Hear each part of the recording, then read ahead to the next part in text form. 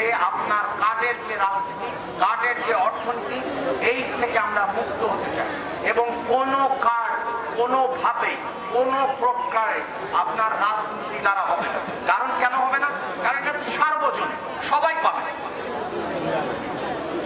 এটা তো কোনো, আমরা শুরু করছি হতদরিদ্র, দরিদ্র এবং নিম্ন দরিদ্র, কিন্তু এটা আমার মাননীয় প্রধানমন্ত্রীর স্ত্রীও যদি চান তাহলেও তিনিও নিতে পারেন। সেই জন্য এখানে আপনাদের এই যে অনেক রকমের প্রচার চালানো হয়, আমি ওই প্রচারে যাব না। অনেক বিরোধী দলের নেতা নেত্রীরা এই কার্ড সম্পর্কে কি করেছেন, তাদেরকে ডাকুন, তাদেরকে দেখান যে একটা লোককে রাজনীতিগতভাবে কোনো কার্ড দেওয়া হয়েছে। এটা কিন্তু একটা যুগান্তকারী ব্যাপার। তো আপনারা যদি দেখাতে না পারেন, তার মানে কি? তার মানে বিএনপি যা বলেছে তা করছে এবং করবে, যেটা আমাদের মাননীয় প্রধানমন্ত্রী উল্লেখ করেছেন যে করব কাজ, করব দেশ, সবার আগে বাংলাদেশ। অসংখ্য ধন্যবাদ।